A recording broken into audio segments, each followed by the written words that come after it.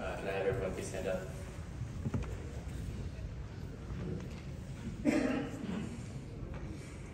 Heavenly Father, we come to you today in this church, and we are so thankful of how faithful and wonderful you are, that we exalt your name above every other name, that you are truly holy forever, God. That we thank you for what you suffered in Gethsemane, God, that when everyone else, when your disciples fell asleep, you continued to pray. You prayed for us, and you prayed for the world, that you would be steadfast, and that you did accomplish what you came to do, to suffer on a cross and died for the sins of us all.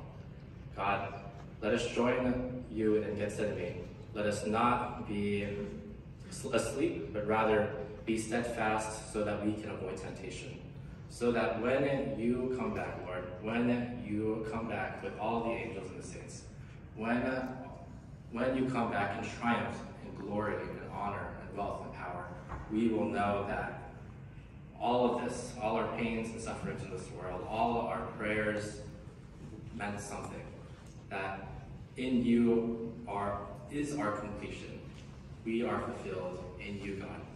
So Lord, as we sit in this church today and hear the word of God being preached, let us continue to be steadfast in prayer so that we may not fall into temptation, and let us continue to fight on for Christ so that we can direct our eyes to you and we can see that our hope is already been fulfilled and that we are waiting for our Savior to come.